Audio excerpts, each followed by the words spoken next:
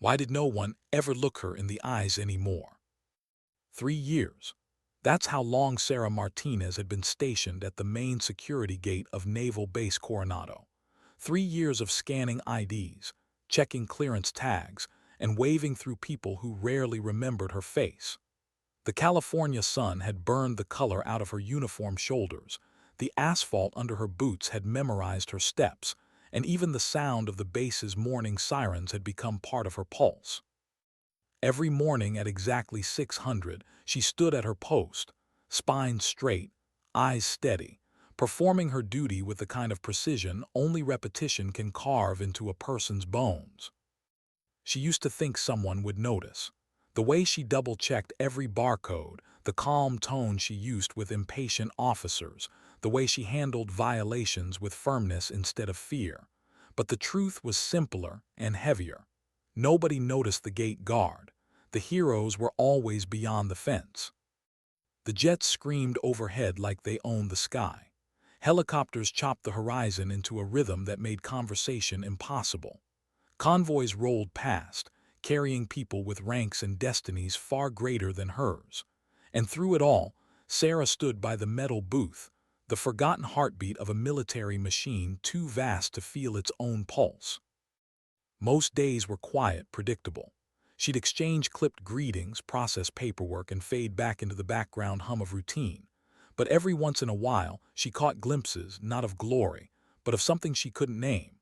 A group of SEALs jogging past in silence, their faces shadowed with something that didn't wash off. A helicopter returning at dusk, rotors slowing like a heart trying to calm after terror. She didn't need details to understand that those men had seen things. Things that lived behind their eyes. Sometimes she'd stand alone after her shift, watching the horizon turn gold over the Pacific. That was when the thoughts came. The quiet, dangerous kind that ask, "Is this all you were meant to do?" She didn't resent her job. She respected it. She understood that every soldier, every pilot, every technician relied on people like her, the unnoticed ones, to keep the system intact. But there was a difference between knowing your place and feeling trapped in it. And lately, that difference had started to ache. Her supervisor, Sergeant Reynolds, liked her, trusted her. He told her once during inspection, "You're a rare kind, Martinez. You do the small things like they matter." She'd smiled, said thank you, and returned to her post. But later she wondered if the small things really mattered that much. Why did no one seem to see them? That Tuesday morning began like all the others.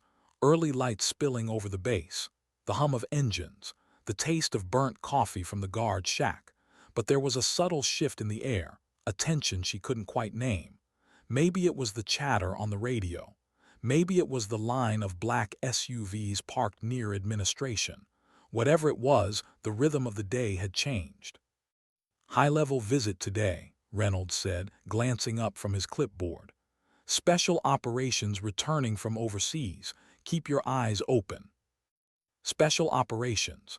The words alone were enough to send a ripple through the ranks. It wasn't everyday SEALs passed through the main gate. Most of them moved like ghosts in and out of the base without ceremony. Sarah had heard stories, of course. Missions no one could confirm. Names no one could repeat. She never met one in person. By mid-morning, the heat had settled like a weight across her shoulders. Sweat collected under her collar as she checked IDs and scanned vehicle tags. Her movements were automatic now, precision shaped by years of habit. A young sailor flashed his credentials, barely looking at her. She returned them, eyes scanning the road ahead, when something caught her attention near the landing pads. A small group of men moved across the tarmac, not marching but flowing, like they'd done this their whole lives. Desert camouflage uniforms, weathered gear, faces unreadable. There was something unmistakable about them. Even from a distance she could tell these were not regular personnel. They carried an energy, a gravity that made others step aside without being told. SEALs. The realization hit quietly but powerfully. Sarah had read enough, seen enough to recognize their presence.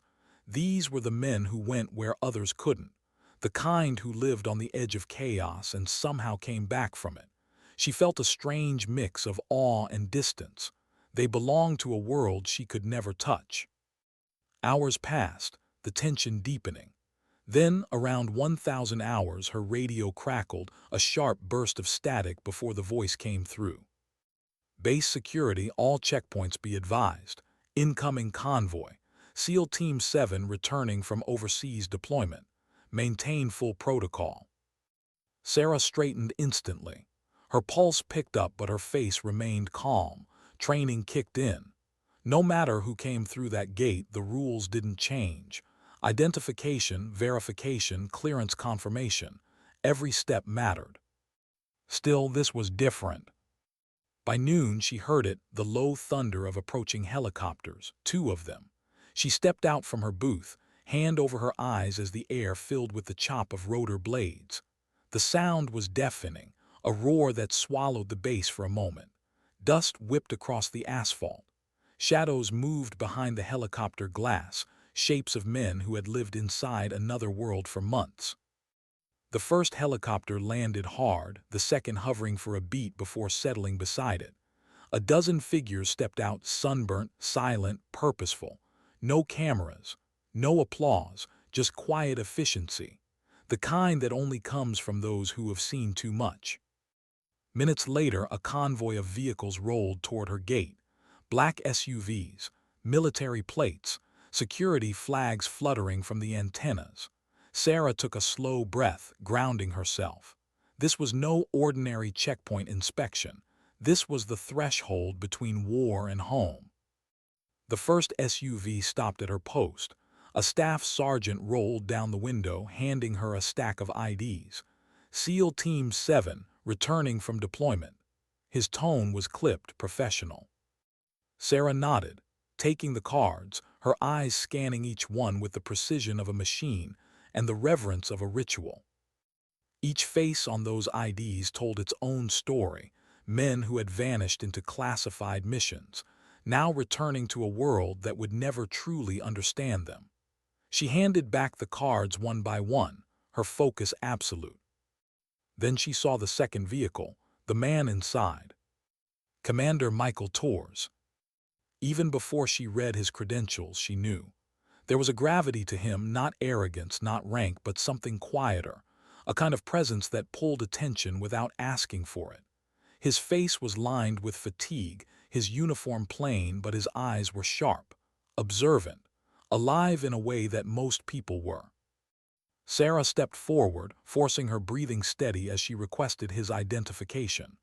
Torres handed it over without hesitation, meeting her gaze for just a second, long enough to make her feel seen. Not looked at, seen. She examined the card, confirmed his clearance, and returned it with a crisp nod. "Welcome back, Commander." His response was simple, "Thank you, Specialist." 2 words, that was all. But something in his tone carried weight, a quiet respect that she wasn't used to hearing. As the convoy moved forward, Sarah expected him to drive off like the rest. But he didn't. The commander stepped out of the vehicle, adjusting his sleeves as if he had all the time in the world. People nearby slowed down, unsure what they were witnessing. It wasn't common for a SEAL commander to linger at a gate. He approached her again, stopping just within conversation distance. "How long have you been here?" 3 years, sir," she replied, unsure why her voice suddenly felt too soft. 3 years, he repeated thoughtfully. "That's longer than most assignments. Must have seen a lot of faces come and go." "Yes, sir." "Ever wonder if anyone notices the ones who stay?" The question hit harder than she expected. He wasn't mocking her, he was acknowledging her. And in that moment, the noise of the base seemed to fade. Sarah didn't know what to say, so she just nodded. "Sometimes." He smiled faintly, the kind of smile that knew more than it said. "They should." Then he gave her something that made time stop, a salute, sharp, deliberate, respectful. Her throat tightened. She returned it, though her arm trembled slightly as she did. Around them, silence rippled through the onlookers. A SEAL commander saluting a gate guard. It was unheard of, but he didn't care who saw. He turned, rejoined his men, and drove on toward debriefing. Sarah stood frozen for a long time after the vehicles disappeared. The salute wasn't for show. It wasn't protocol. It was something far more powerful. That night, long after the base quieted down and the lights of the barracks flickered in the distance, she sat alone at the gate booth, staring out toward the empty road. The wind smelled faintly of jet fuel and salt. She replayed the moment in her mind, the look in his eyes, the weight of his words, the salute. For the first time in years, she didn't feel invisible. And though she didn't know it yet, that single gesture, that acknowledgement would change everything.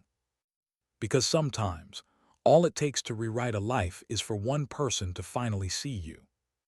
She didn't sleep that night. Not because of excitement, not exactly. It was something else.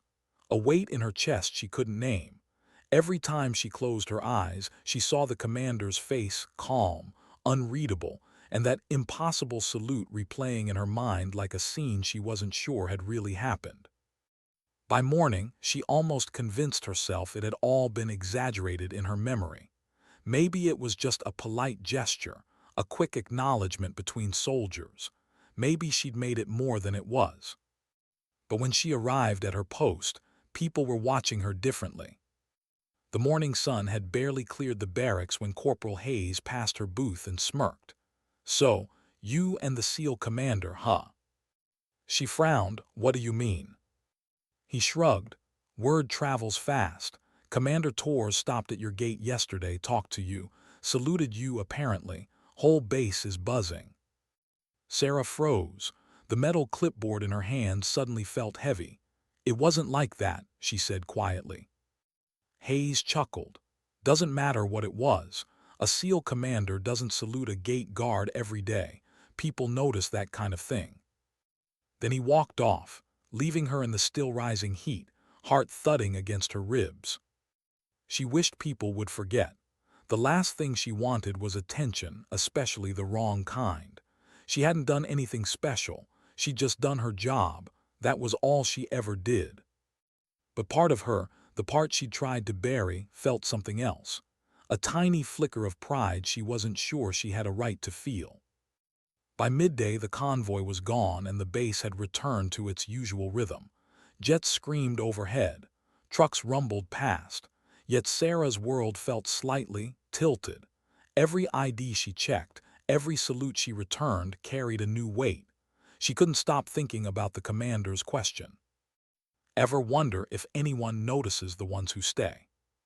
The words had burrowed deep. She did wonder. She always had. She just never admitted it out loud, not even to herself. That evening, as she logged her final entries and prepared to clock out, Sergeant Reynolds called her over. "Martinez," he said, tapping his clipboard. "Heard you had an interesting visitor yesterday." Her shoulders stiffened.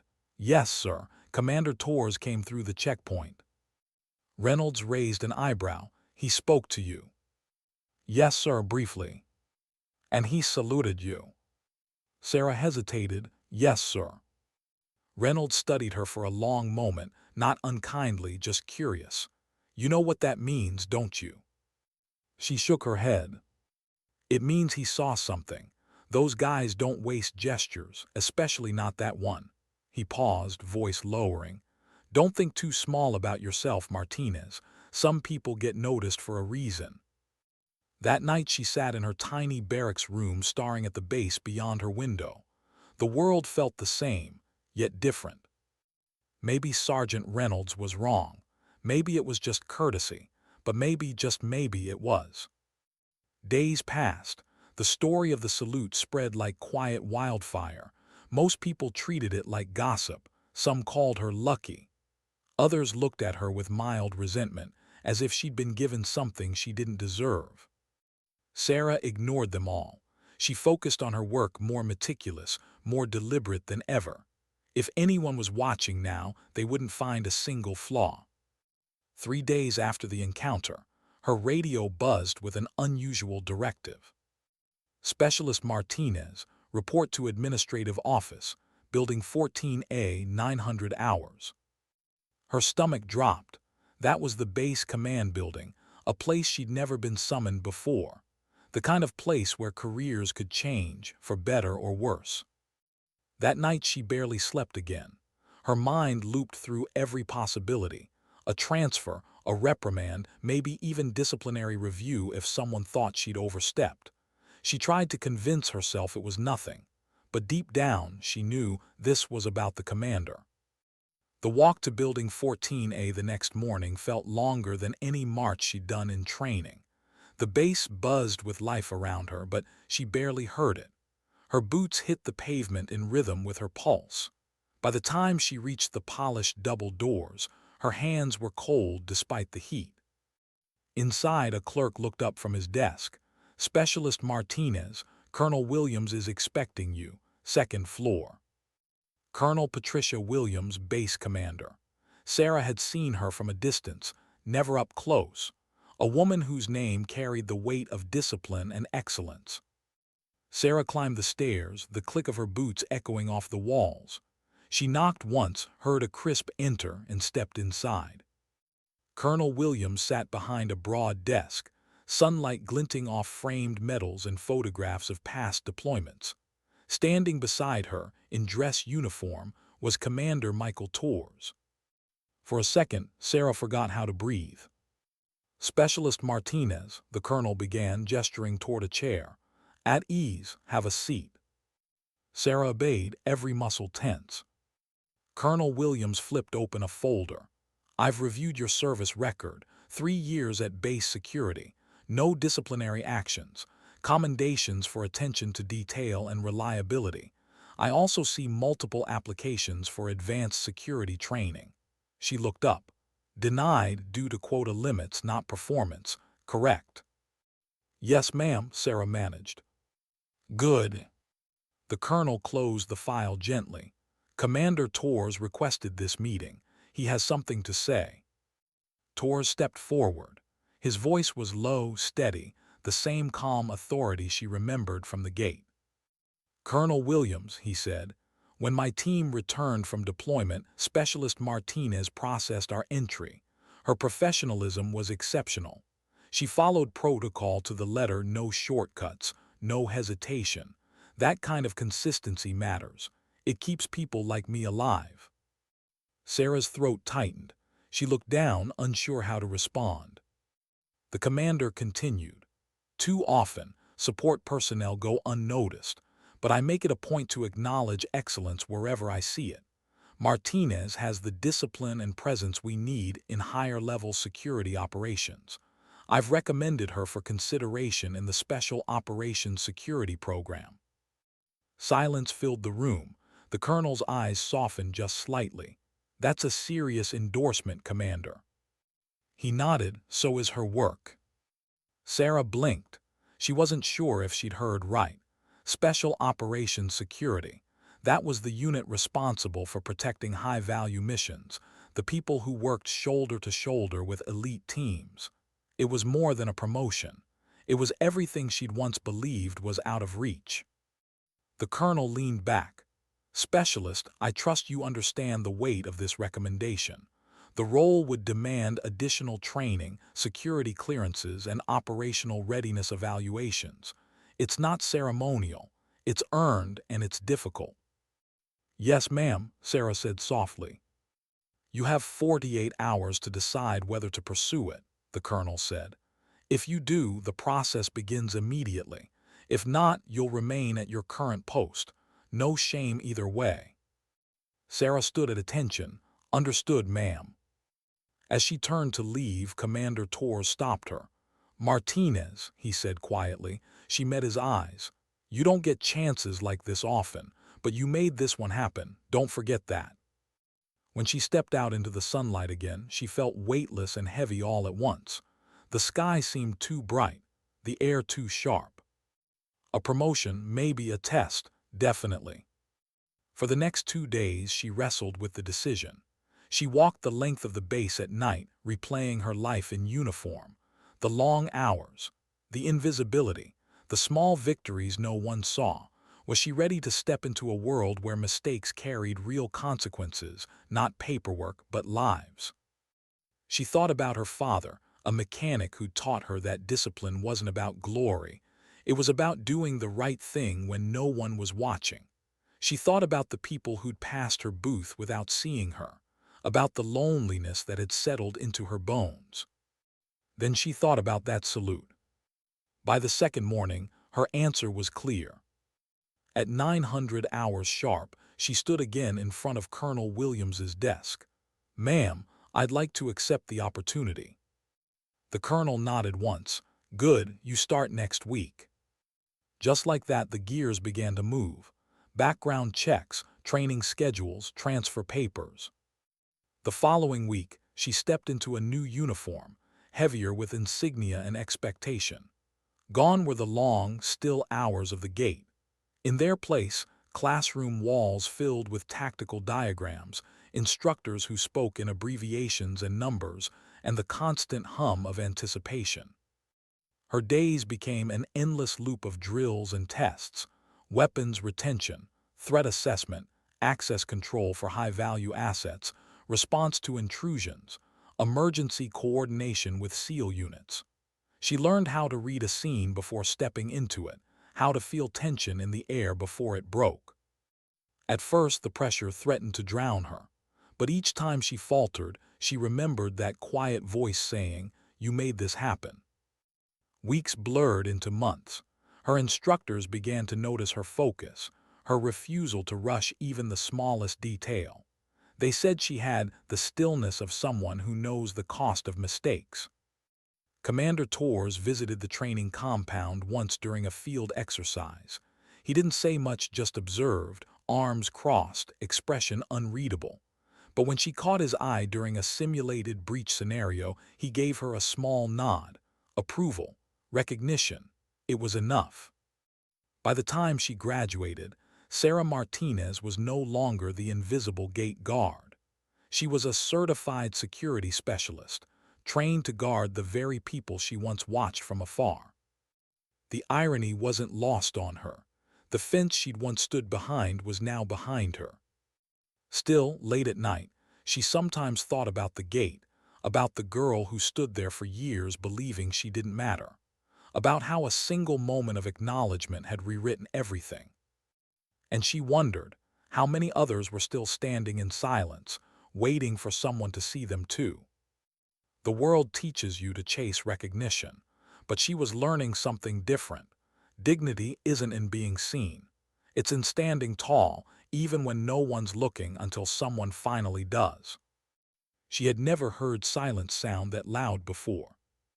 It was the kind of silence that comes just before something happens, the air too still, the shadows too sharp, every sound stretched thin by anticipation. Sarah stood behind a reinforced barricade, headset in her ear, the hum of encrypted radios buzzing faintly beneath her ribs. It was her first live operation as part of the Special Operations Security Unit. Not a mission, not combat, but a field exercise that simulated the real thing. The kind where every movement, every reaction, every second was recorded, analyzed, and dissected afterward. Failure didn't mean casualties here, but it could end a career before it began. She'd been assigned as security liaison for SEAL Team 7 during a multi-unit readiness drill. Her role was to monitor all base-side access, coordinate with logistics control, and ensure that classified data remained secure throughout the operation. On paper, it sounded like procedure. In reality, it was a test, not just of skill, but of composure. "Martinez, status check," came a voice through her earpiece. She recognized it immediately, Commander Torres. Her pulse kicked up. All checkpoints secure, encryption channel green, visual confirmation on Teams Alpha and Bravo entering the simulation zone. "Copy that," Torres replied, his tone neutral but calm, the kind of calm that steadied others without them realizing it. From her position in the command tent, Sarah could see multiple feeds projected across digital screens, infrared overlays, drone footage, personnel tracking beacons. It felt surreal, almost unreal, to be part of something this intricate. the kind of coordination she used to only imagine from a distance at her old gate post. Now she was inside the rhythm of it. And the rhythm was beautiful. Seals moved through the mock urban range like shadows, efficient, silent, coordinated without words. Every gesture meant something. Every movement built on trust. Watching them, Sarah understood why these men seemed to exist on another frequency entirely. Then came the first problem. A comms glitch, minor but dangerous if ignored. One of the encrypted frequencies went dark for 3 seconds, then came back online. Normally, a tech operator would log it and move on. But Sarah's instincts, sharpened from years of noticing the smallest deviations, wouldn't let it go. She replayed the packet trace. There, a brief data echo from an unauthorized signal source. Maybe interference, maybe something else. She keyed her mic. "Command, this is Martinez. I'm detecting a possible frequency bounce on channel Delta. Could be environmental but requesting diagnostic." There was a pause. Someone else might have dismissed it. Torres didn't. "Confirm time stamp," he said. 0952. Another pause, then, "Good catch, specialist, hold that." Within minutes, the tech team found the issue, a faulty uplink relay that had been improperly shielded. Minor, but enough to simulate a real-world comms breach.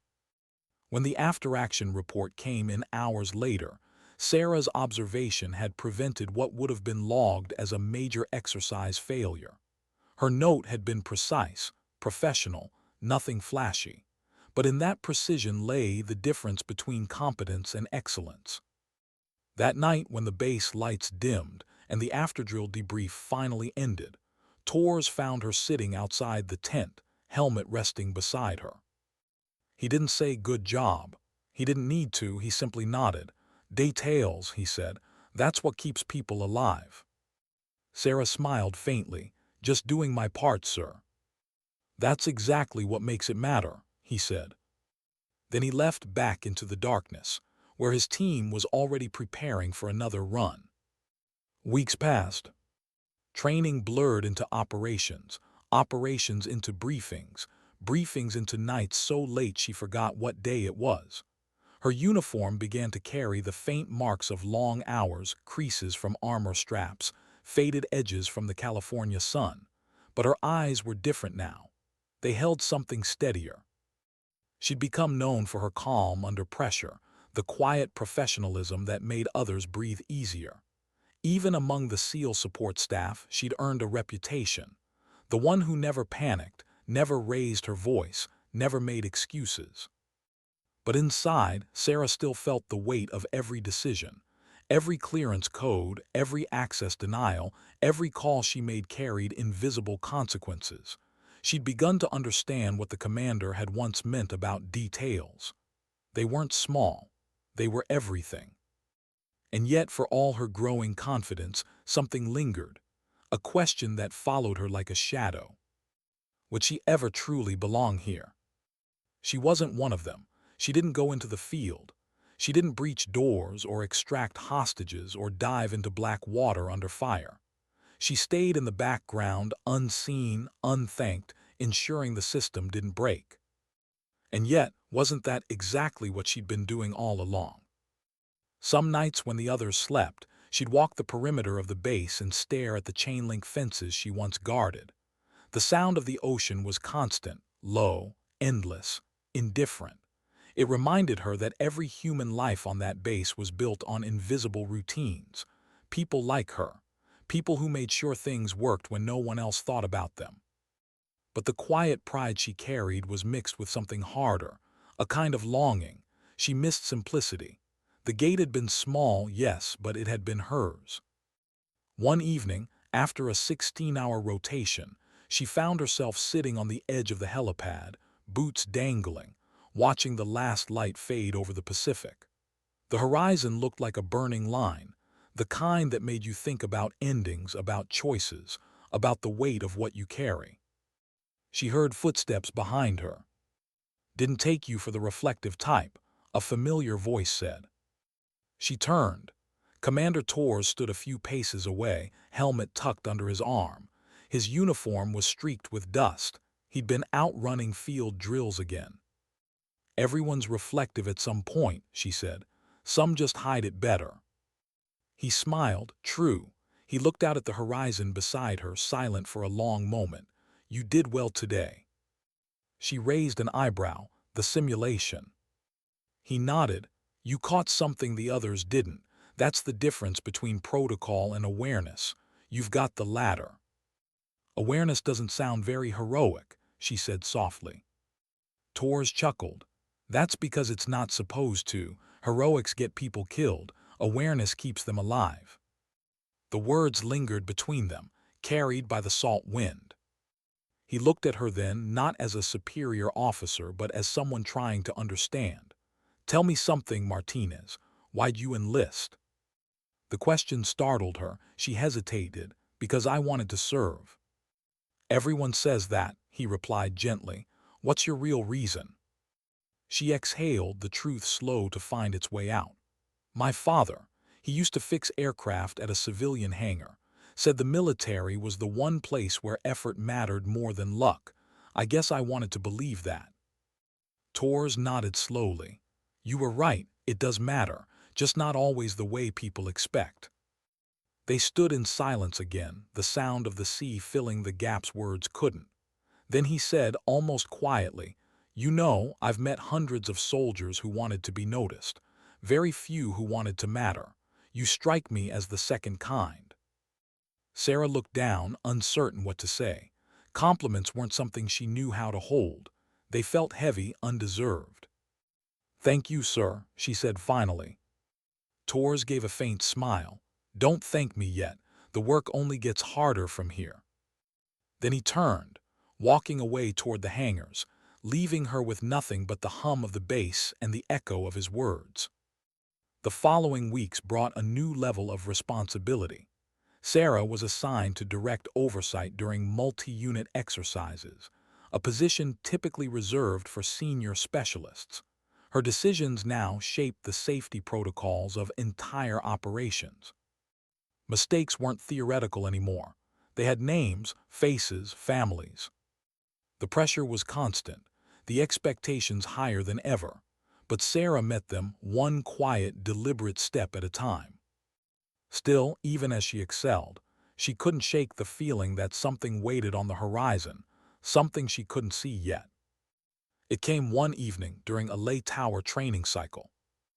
A convoy was returning from a simulated operation, standard procedure. But when the vehicles reached the checkpoint perimeter, Sarah's system flagged a mismatch. One vehicle's manifest didn't match its personnel tag, just a single number off. To most, it would look like a clerical error. To Sarah, it felt wrong. She called it in. "Command, Martinez. I'm flagging a discrepancy on Vehicle 3, inbound from range Delta." Static, then Tor's voice. "Details." Manifest lists 6 personnel. Scanner reads 7, repeating 7 heat signatures. Tor's tone changed instantly. "Confirm." "Confirmed, sir." Within 60 seconds, alarms triggered quietly through internal channels. The SEAL team locked down the perimeter. The 7th passenger turned out to be a decoy, part of a test, inserted by Training Command to evaluate system vigilance. Sarah had been the only one to catch it. The next morning, the debriefing officer called it a critical detection event. Torres called it something else, proof. After the meeting, he stopped her in the hall. "You know what that was, right?" "A setup?" she asked. "A test," he said. "They wanted to see who was paying attention. Turns out you were." He paused, studying her with a look that carried both respect and warning. "Attention saves lives, Martinez, but it costs something too. Don't let it harden you." She nodded, unsure what he meant, but later she understood. The longer you stare into the details, the cracks, the mistakes, the near misses, the harder it becomes to look away. Awareness was a gift, yes, but also a burden. Once you start seeing everything, you can't unsee it. That night when she finally sat alone in her quarters, The weight of it hit her, not fear, not pride, but something in between. The realization that she'd stepped into a world where vigilance was survival and where every moment demanded all of her. The girl who once stood invisibly at a gate was gone. In her place stood a woman who saw everything and could no longer afford to look away. And somewhere in that transformation, she began to understand what Commander Tors had seen in her from the start. It wasn't perfection, it was persistence. The quiet, stubborn refusal to do anything less than her best, even when no one was watching. Because sometimes, the greatest acts of courage are the ones that never make a sound. It started with rain. Not the soft kind, the heavy, relentless kind that seems to soak through steel. The kind that makes even the most secure place feel fragile. Naval Base Coronado rarely saw weather like this, but that morning, the sky broke open as if something above had lost its patience. Sarah stood beneath the overhang of the operations tower, watching the storm turn the asphalt into glass. It was supposed to be a routine coordination day, classified logistics transfer, cross-department inspection, and a live deployment exercise for SEAL Team 7 before their next overseas rotation. Nothing extraordinary, but she'd learned something about routine by now. Routine was what danger liked to hide behind. Martinez, copy on comms check. Copy loud and clear, she replied, voice steady into her headset. Inside the command center, screens glowed with maps and telemetry. The storm had forced drone coverage down, which meant everything relied on human eyes and encrypted signals. Sarah's assignment was clear: maintain base-side security integrity during the team's pre-deployment drill. She monitored the incoming traffic logs, checked transmission signatures, and verified every access code twice. Everything looked clean until it didn't. At 9:46 hours, her console blinked red. Unauthorized ping, frequency Delta 12. A signal had echoed through the encrypted comm net, not long, just a flicker, almost like interference. But she'd seen something like this before, and last time it hadn't been an accident. Command Martinez, she said quickly. I've got an anomalous data signature, possibly from an external relay, requesting verification on data source. A tech operator glanced up from another console. Probably weather bleed, storms messing with half the systems. Maybe, she said, eyes narrowing, but the frequency bounce doesn't match storm interference patterns. Tor's voice came through, calm as ever. Where it coming from? Sector C Communications Hub. There was silence. Then, that sector's supposed to be offline for maintenance. Sarah's gut tightened. Within minutes, Tors was on site, rain slicking his uniform, radio clipped to his shoulder. He didn't waste words. Show me. She led him to the comm station, where a single console flickered faintly in the dark. It was indeed marked offline, yet the screen showed active network traces, faint but visible. Someone had reconnected it without authorization. Tors motioned for the tech to run diagnostics. The system responded sluggishly, too sluggishly. Someone left a bypass open, Sarah said quietly. This thing's been transmitting. Transmitting what? Tors asked. She leaned closer to the screen, scrolling through data logs. Encrypted bursts, small packets, could be telemetry mirroring or an attempted tap. The implications hit fast. A live feed leak during any special operations movement, even a drill, could compromise real missions, locations, personnel data. Tors turned to the tech, shut it down. When the system went cold, silence filled the room, the kind of silence that is weight.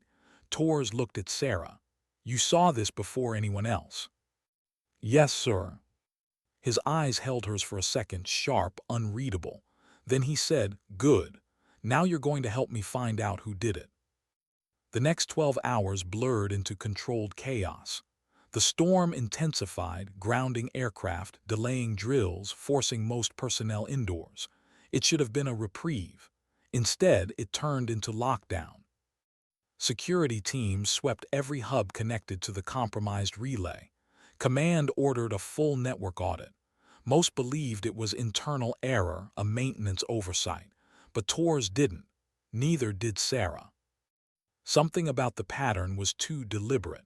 The bypass had been logged under a false clearance ID, one belonging to a civilian contractor who had left the base 3 weeks earlier. Someone had ghosted his credentials. Sarah stayed in the comms center long after the others left. The glow of the screens painted her face in pale light, eyes darting across data trails like a codebreaker. Her fingers moved quickly but precisely, isolating packets, decrypting partial traces, chasing faint digital ghosts. Behind her, Tor's voice broke the silence. "You could have been intel." She almost laughed. "I like to see what I'm protecting, sir." "That's the difference," he said. "Most people guard rules, you guard meaning."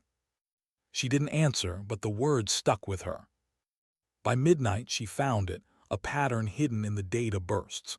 Not external espionage, but something internal. A diagnostic script from a secondary server used during special operations simulations. Except it wasn't scheduled for activation today. Someone had forced it early, and that someone had access clearance. Sarah leaned back, exhaustion in her bones. "Whoever did this is on the inside," she said softly. Torres didn't react, not visibly, but his silence told her everything. The next morning the storm finally broke.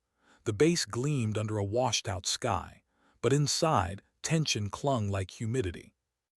An internal investigation began immediately. Command wanted answers. Every officer and specialist tied to network operations was called for questioning, including Sarah. She wasn't nervous, not at first. She knew she'd done everything right. But as the questions grew sharper, colder, she began to feel something deeper than fear, a hollow unease. "When did you first detect the anomaly, specialist?" 9:46 hours. "And you reported it immediately?" "Yes, sir." "Who had access to the comms hub before you entered?"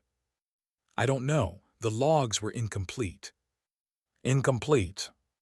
"Yes, sir. The system was manually cleared." The officers exchanged looks. Sarah realized what was happening. They weren't accusing her directly, but the subtext hung heavy in the air. The one who finds a breach always ends up standing closest to suspicion. When the session ended, she walked out into the corridor, her stomach knotted. She'd done her job, followed protocol, but in the eyes of bureaucracy, logic didn't always equal truth. That night she sat alone in the mess hall, staring into a cup of cold coffee. She thought about her father again, how he used to tell her, doing right doesn't guarantee being believed. It just guarantees you can live with yourself. She was beginning to understand what he meant. Torres found her there. He didn't sit right away, just stood across from her, studying her expression.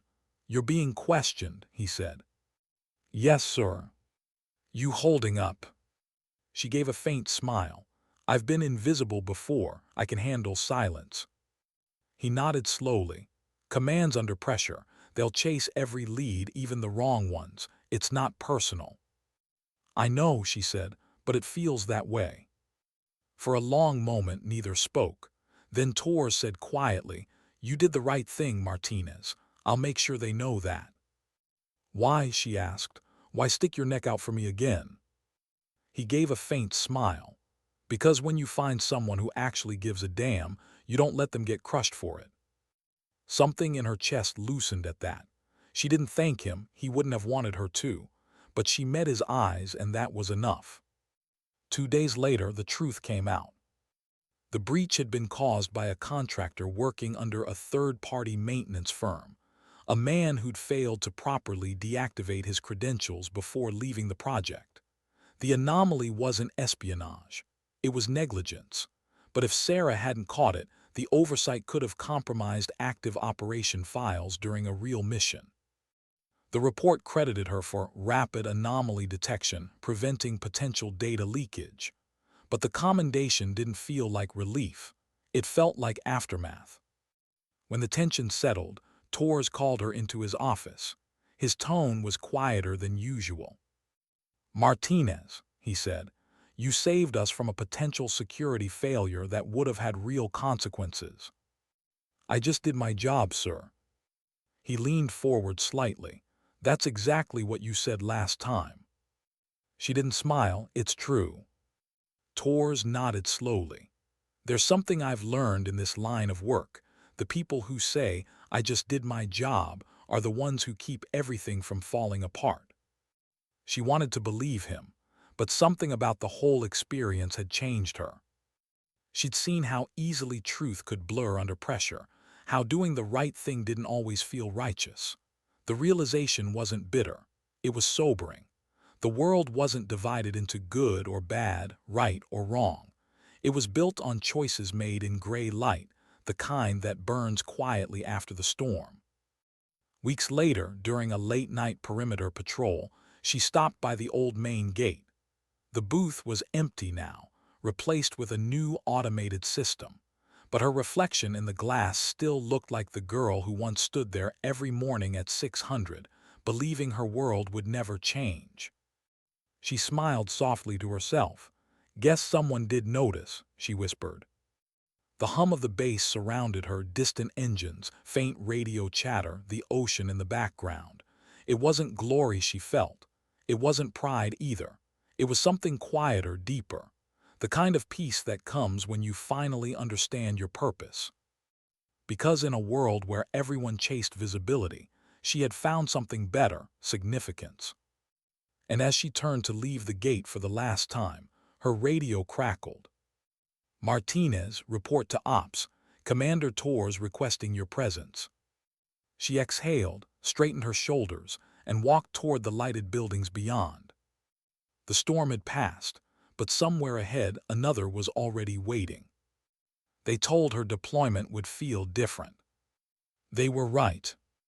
It wasn't the noise, she was used to that.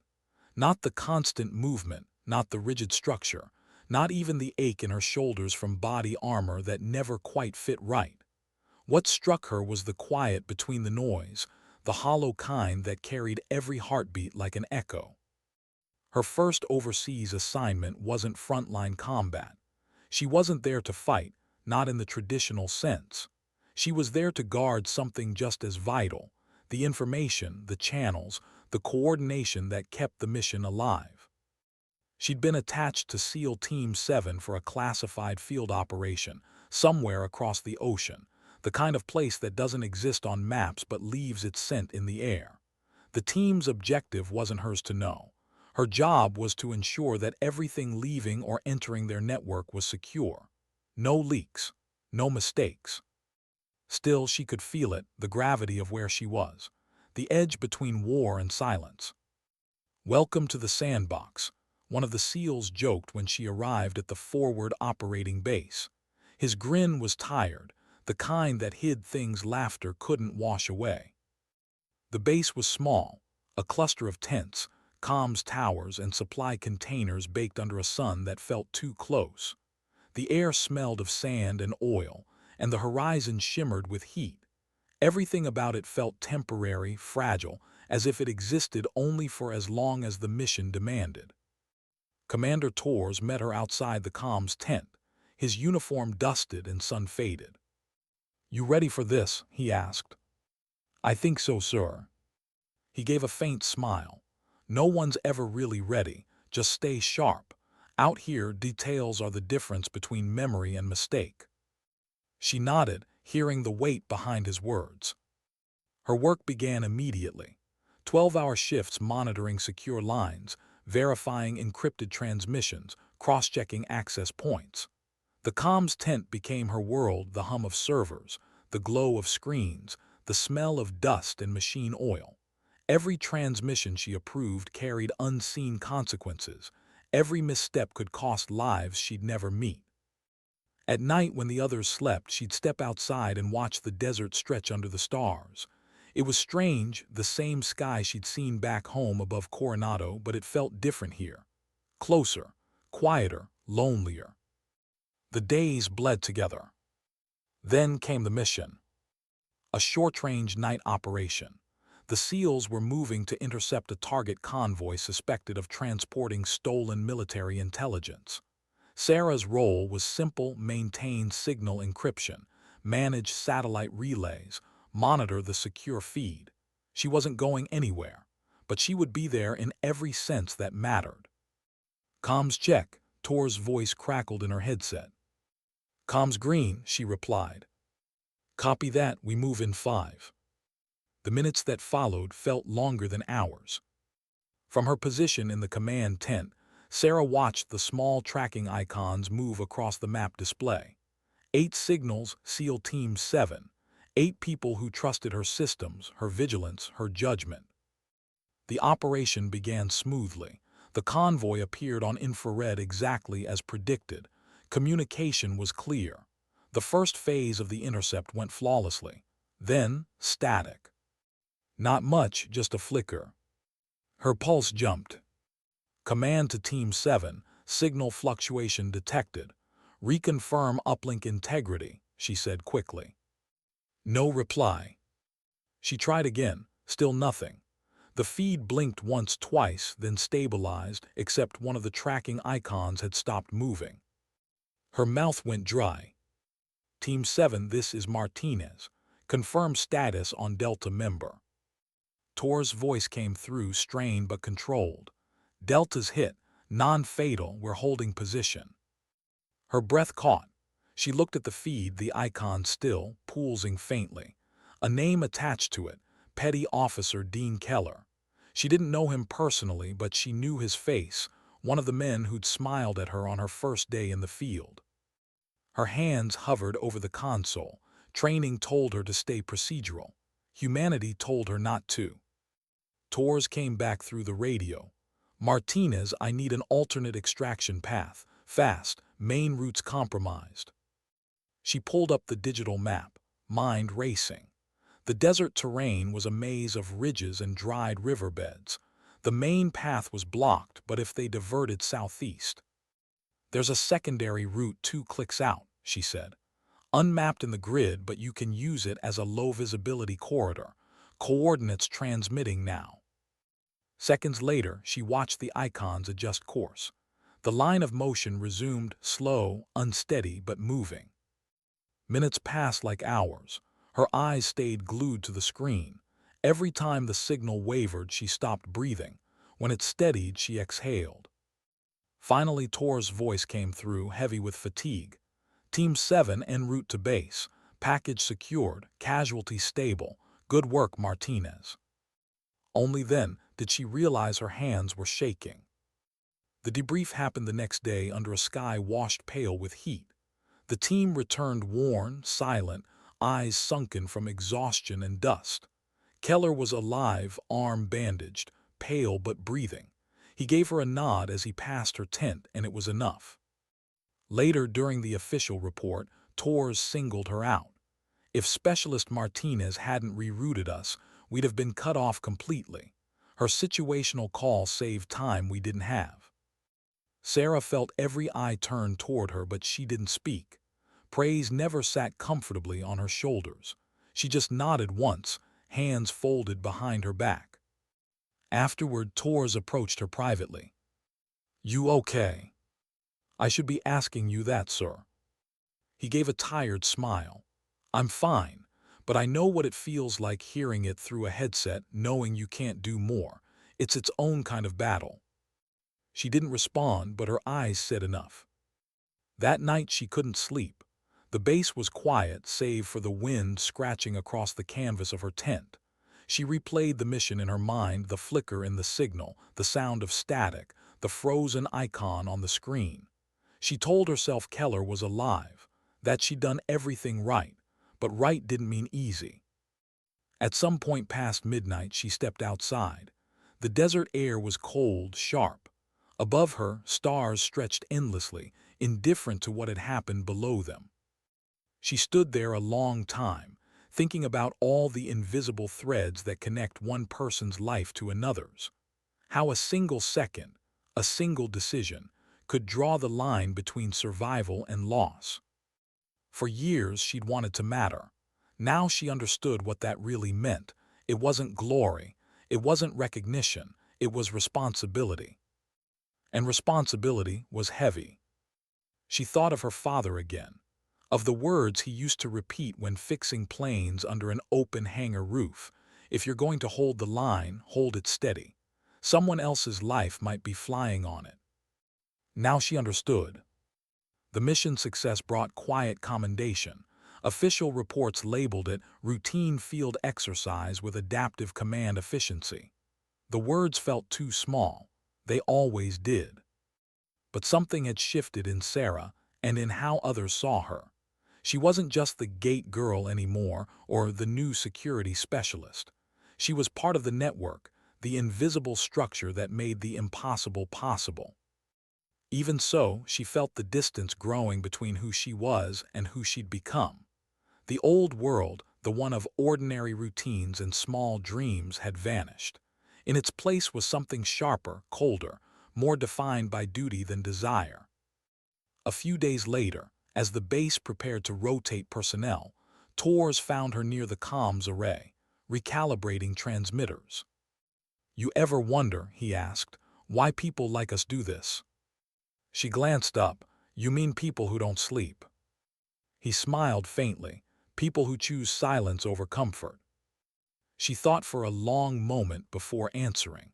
"Because we'd rather carry the weight than let someone else drop it." Tors nodded. "That's exactly it." The wind caught the edge of the tent flap, snapping it like a flag. The horizon glowed faintly orange, dawn creeping over the desert. Tors looked toward it and said, "You've changed since Coronado." "Maybe," she said softly. "Or maybe I just finally became what I was supposed to be." He smiled. "Whatever you've become, the team trusts you. That's not something that comes easy." Sarah nodded, her gaze distant. "Trust is earned quietly." That night, as the base powered down and the desert fell silent again, Sarah found herself thinking about something she hadn't felt in a long time: peace. Not joy, not relief, but a kind of steady calm. She realized that she no longer needed to be seen. She no longer needed the world to notice her. What she wanted now was simpler: to keep people safe, even if they never knew her name. That was enough. Because sometimes, the people who hold the world together are the ones the world never sees. And somewhere deep down, she understood that the salute, the one that had started all of this, wasn't just acknowledgement. It was a passing of weight, a torch, a silent promise. She carried it this far, and she wasn't putting it down now. It began with static. The kind of interference that doesn't belong, not from weather, not from range distortion. Just a sharp, stuttering pulse that made the hair on the back of her neck rise. Sarah looked up from her console, eyes narrowing at the flickering data feed. The signal distortion was brief, a blip in an encrypted channel she wasn't supposed to monitor, but one she always kept a passive ear on. Experience had taught her that danger didn't wait for permission. Outside, the forward base hummed with the mechanical rhythm of preparation. SEAL Team 7 was gearing up again, another classified operation, another night of silence before the storm. "Everything good in there?" The voice came from the doorway. Chief Petty Officer Dean Keller, the same operator she'd helped save weeks ago. His arm was still wrapped in a light brace, but he moved like he'd forgotten it. Sarah nodded. "Minor frequency interference. I'll recalibrate." He gave a short grin. "You'll probably find something command missed again." "Let's hope not," she said softly. When he left, she turned back to her screen. The interference had vanished, but the log entry remained, a fragment of data routed through a restricted relay she didn't recognize. Her instinct whispered, "Check it." But her orders said otherwise. The channel belonged to an upper-level coordination division, off-limits to her clearance tier. The rules were clear. Unauthorized access, even for maintenance, was a violation. Still, something about the timestamp, the frequency signature, didn't feel right. Her gut tightened. She'd been here before, the moment where procedure and instinct didn't align. the difference between following orders and doing what was right. She stared at the screen for a long time, the cursor blinking like a heartbeat. Then she made the choice. Override Level 2 Diagnostic, she whispered under her breath, typing quickly. The system hesitated, warning light flashing red. Unauthorized access, proceed.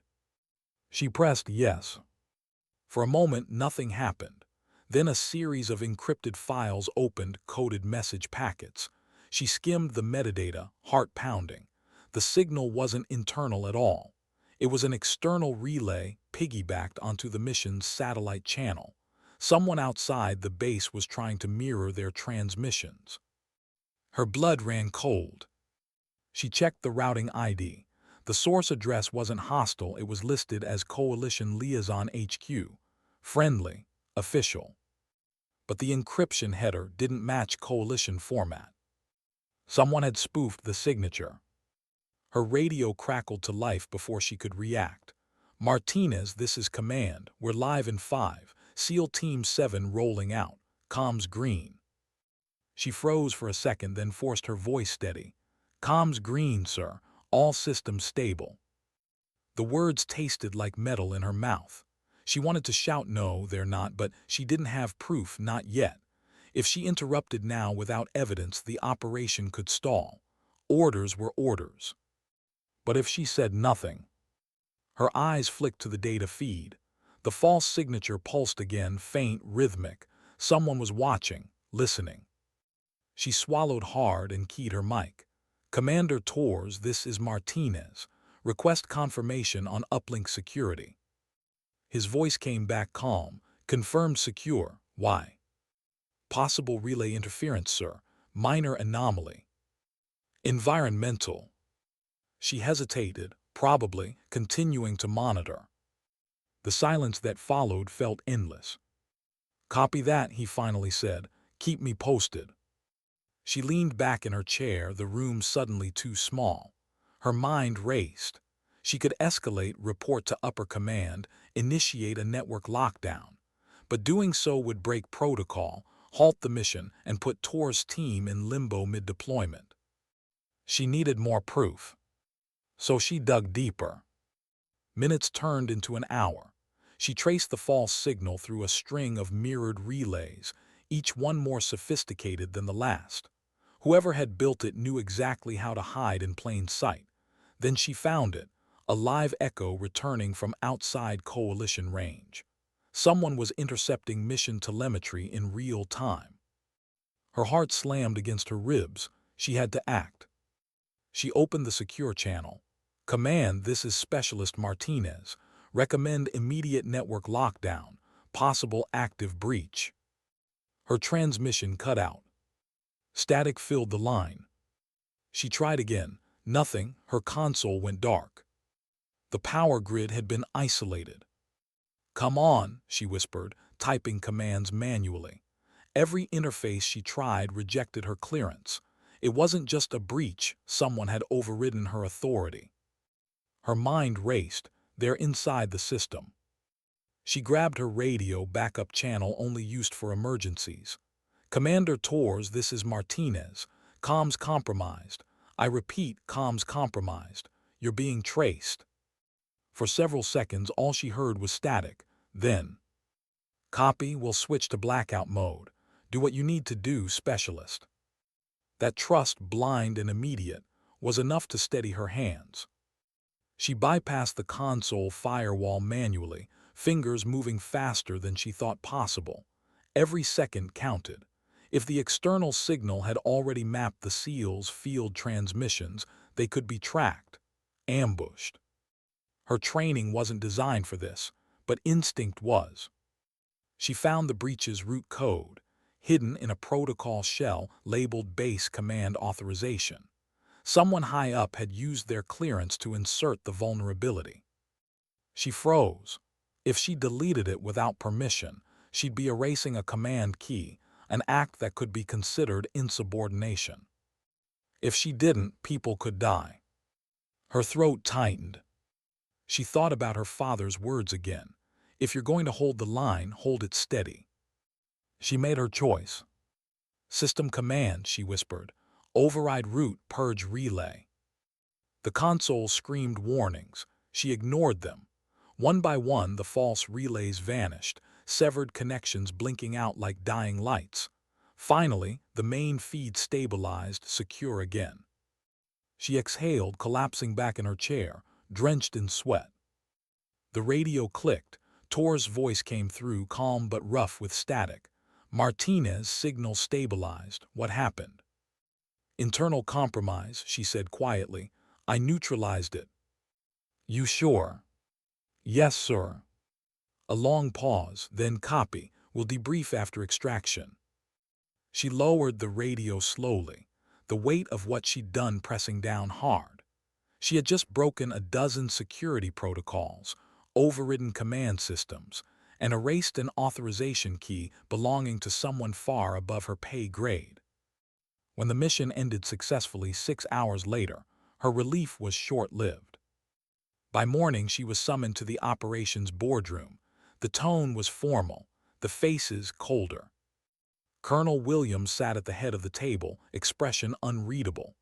Specialist Martinez, she began, we've reviewed your activity logs. You executed unauthorized overrides on base encryption systems during last night's mission. Explain. Sarah stood straight, hands clasped behind her back. Ma'am, I detected a spoofed relay intercepting encrypted transmissions. It was external. I neutralized it before it could trace the team. Williams's tone stayed level. Why didn't you escalate through official channels? Because comms were compromised. Command systems were locked out. Do you have proof of that? Yes, ma'am, but it was deleted during the purge. The colonel's gaze hardened slightly. So, no verifiable evidence remains. Sarah felt the air thin around her. Then another voice spoke, calm, deep. That's not entirely true. Commander Tor stepped forward from the back of the room. His presence drew immediate attention. I can verify her call. The moment she warned us, our encrypted feed stabilized. She saved us from exposure. Williams looked between them. Commander, are you aware she violated protocol? Yes, ma'am, he said, but she also followed the higher one's survival. The colonel regarded him for a long moment. Then she sighed. Officially, this will be logged as an unauthorized but justified action. Unofficially, her tone softened. You took a risk, specialist. One most wouldn't. Be careful, not everyone in this building values initiative over obedience. Yes, ma'am, Sarah said quietly. When the meeting ended, she stepped outside into the sunlight. The air smelled like dust and heat. Tors joined her. You knew the risk, he said. She nodded. If I hadn't, your team could have been compromised. True, but you understand that kind of choice changes how people see you. She looked at him. Maybe, but I didn't join to be seen. He smiled faintly. Good answer. Then his expression shifted, quieter. You did the right thing, Martinez. Just don't lose yourself doing it. She frowned. What do you mean? He looked away, toward the horizon. When you start making impossible decisions, it's easy to forget you're still human. She watched him walk away, the words echoing like a warning. That night she sat alone outside the barracks, the desert wind whispering across the sand. She'd done everything right, and somehow still felt the weight of it pressing against her chest. Maybe that was the truth of service. It wasn't about feeling right. It was about carrying the burden of what had to be done, even when no one thanked you for it. The stars stretched above her, vast and cold. And for the first time, she wondered how many others had made choices like hers, unseen, unrecorded, misunderstood, and how many had paid the quiet price of conscience. Because sometimes courage isn't loud. Sometimes it's a whisper, spoken in defiance of silence. There's a strange kind of silence that follows doing the right thing. Not applause, not relief, just silence, the kind that watches you from the corners of every hallway. A week had passed since the incident. Officially, the reports labeled it resolved. Unofficially, Sarah could feel the shift in the air. The stares lasted longer. Conversations stopped when she walked into a room. Some called her reckless, others called her brave. Both words felt wrong. The human body learns to survive under suspicion. Shoulders tighten, breathing changes, smiles become calculations. She'd seen it before in people who'd been falsely accused or simply noticed too much. Now she was one of them. Still, she showed up every morning, early, focused, exact. Because that was who she was, because that was all she could control. Torres was gone again, deployed with half the team on another operation. Before leaving, he'd stopped by her workstation. No formal briefing, no advice, just one sentence: don't let them rewrite what you did. She hadn't fully understood what he meant then. Now she did. By the third week, she was reassigned. Officially, it was rotation for procedural review. In reality, it was quiet exile, reassigned to an auxiliary command building far from the primary hub. Less responsibility, less visibility, fewer eyes, fewer chances to prove herself. The booth they gave her was small, windowless, humming with old equipment. The air smelled of dust and disuse. The irony wasn't lost on her. 3 years ago, she'd stood forgotten at a gate. Now, she was back in another kind of isolation, different walls, same silence. But she didn't complain. She didn't ask for explanations. She simply worked. Every night she stayed late, reviewing logs, cross-checking entries, recalibrating systems others had long ignored. Not because she was told to, because she couldn't do anything halfway. It wasn't about being noticed anymore.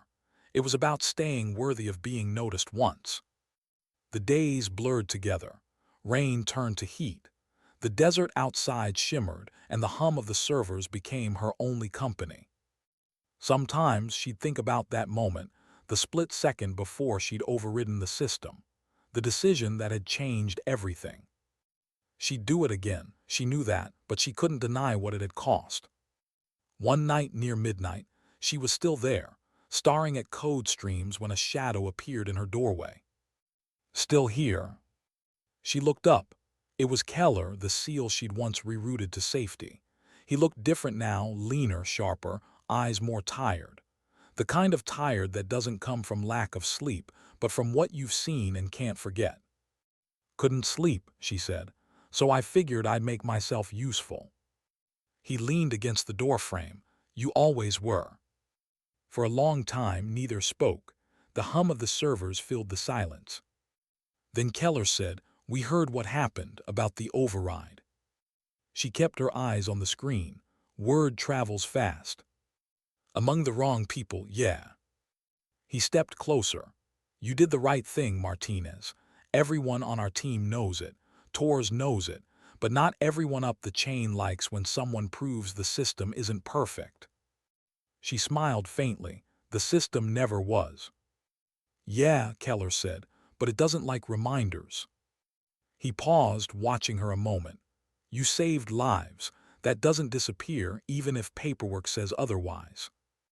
After he left, she sat in the glow of the monitors, the words lingering like warmth in a cold room. Maybe it wasn't glory, but it was enough. Weeks later, news broke. SEAL Team 7 Tor's unit had gone dark during a high-risk extraction overseas. Comms lost, unknown casualties, no details, no confirmation, just silence. Sarah froze when she heard it. The base buzzed with rumor, but no one knew anything real. Classified, they said. Sensitive. Wait for official word. She tried to work, tried to breathe, but her hands trembled. Every few minutes she checked the encrypted updates feed, nothing. Days passed. Then one night an alert pinged on her terminal. Incoming priority transmission, restricted encryption signature, field command /Alpha 7. Her heart stopped. That was Tor's code. She opened it, pulse hammering. The transmission was short. Just a data string and a single attached message. "Relay this to command, don't ask questions, T." Her throat tightened.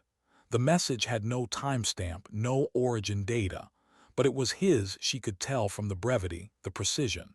the kind of message written by someone still in danger. She hesitated only a moment before sending it up the chain. Within minutes, alarms triggered quietly across the base. A secure channel opened. Command began scrambling resources. The next 48 hours blurred into frantic coordination. Satellite sweeps, drone scans. A rescue operation assembled fast, covert, desperate. Sarah wasn't part of it officially, but she refused to leave her station. She stayed, monitoring frequencies long into the night. Finally, the update came. Extraction successful. 3 injured, 1 critical. All accounted for. When the personnel manifest appeared on her screen, she saw the name. Commander Michael Torres, alive but injured. She didn't move for a long time, just stared at the screen, every muscle trembling from relief. Then quietly she whispered to the empty room, "Welcome home, sir." A week later, she was summoned to the hospital wing. Torres was awake, pale, bandaged, an oxygen tube at his nose, but alive. He smiled faintly when he saw her. "You again." She tried to keep her composure. "Guess you can't get rid of me, sir." He chuckled, then winced. "You got my message." "Yes, sir." "And you sent it." "Immediately." "Good," he said softly. "I knew you would." He looked at her for a long moment, eyes still sharp, even behind exhaustion. "You ever regret it?" "Regret what?" "Following instinct instead of orders." She shook her head slowly. "No, orders tell you what to do, instinct tells you why." Torres smiled weakly. "That's why you belong here." She sat by his bedside for a while, both of them silent, two people who'd seen different wars but shared the same kind of scars. Not visible ones. The ones you carry quietly so others don't have to. When she finally stood to leave, he said something she didn't expect. "Martinez," he said, voice barely above a whisper. "They're reviewing new leadership assignments for the Special Operations Security Division. Colonel Williams is retiring soon. Someone needs to hold the standard when she's gone." She blinked. "Sir, are you suggesting?" "I'm not suggesting," he said. "I'm recommending." She stared at him, stunned. "I'm not sure I'm ready for that." He gave a faint smile. "No one ever is, but you've already been doing the job just without the title." Her throat tightened. "Why me?" He met her eyes. "Because you see what others ignore, and because you still care." In the days that followed, she avoided thinking about it. The offer, the responsibility, the fear. She spent her whole career trying to be invisible. Now the light was turning toward her. She wasn't chasing power. She didn't want command. What she wanted was purpose. Late one night, she found herself outside again, the base quiet, stars scattered across the sky like silver shrapnel. The gate she once guarded stood in the distance, floodlights bathing it in pale blue. She walked toward it slowly, boots crunching against gravel. When she reached it, she placed her hand on the cold metal. For a moment, she saw the past superimposed over the present, the younger version of herself standing there in the morning sun, invisible, steady, waiting. She remembered the feeling of being unseen, the ache of being overlooked. And she realized something. She wasn't invisible anymore, but it wasn't because of recognition. It was because she'd learned how to see others. That was what leadership was, not commanding, seeing. The people who stood quietly in the rain, guarding gates no one thanked them for. The ones who followed every rule even when no one was watching. The ones who would one day make a decision that saved lives and be doubted for it. She understood now that every unnoticed act of integrity was part of something larger, something sacred. As the wind shifted, she whispered to the night, "Maybe that's what he meant. Don't let them rewrite it." The base lights flickered in the distance, soft and steady. Sarah turned, squared her shoulders, and walked back toward the command building, toward the responsibility she no longer feared. Because the truth was simple, and she carried it like a creed. Sometimes leadership doesn't look like authority. It looks like standing alone and holding the line anyway. They told her it would just be a formality. A short ceremony, a few words, nothing extravagant. But the truth was, everyone knew it was more than that. The courtyard outside Naval Base Coronado shimmered under the pale gold of late afternoon. Rows of uniformed personnel lined the open space, their formation crisp against the California sun. Flags rippled softly in the ocean wind, and the sound of distant aircraft hummed faintly overhead, a reminder that the world kept moving, even in moments like this.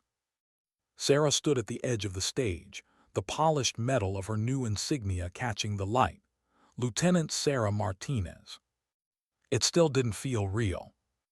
She accepted the position only a month earlier, officer in charge of Special Operations Security Coordination, the same division she'd once fought to be noticed in. The same hallways where whispers once followed her now echoed her orders.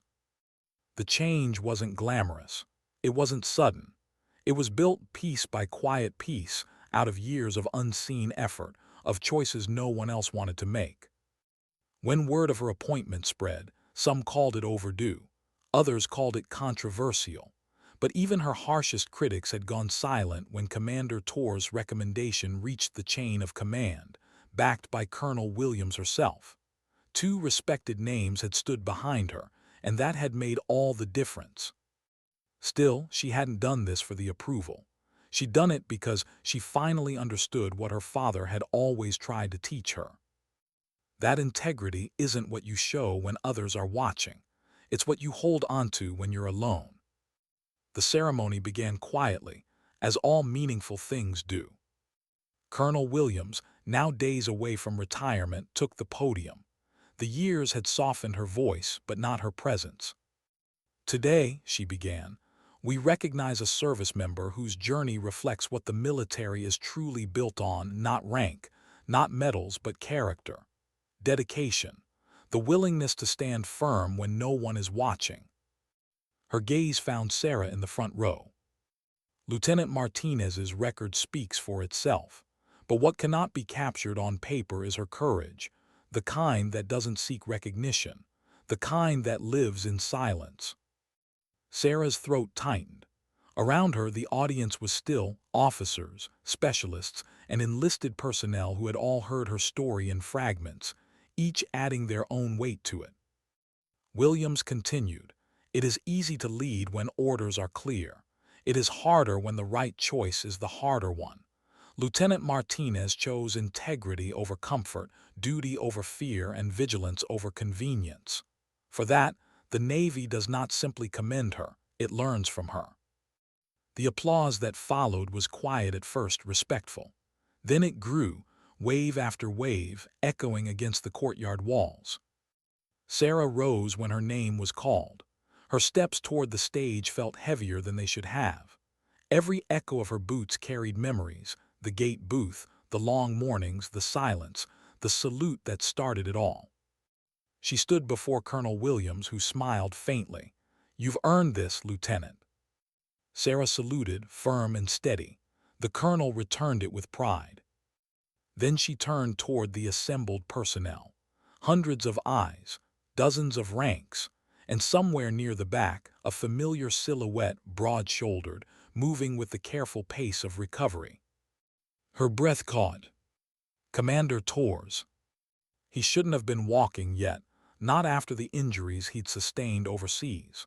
But there he was, standing straight, his dress uniform immaculate, his expression unreadable but warm. Their eyes met across the courtyard. And for a moment, the noise of the world fell away.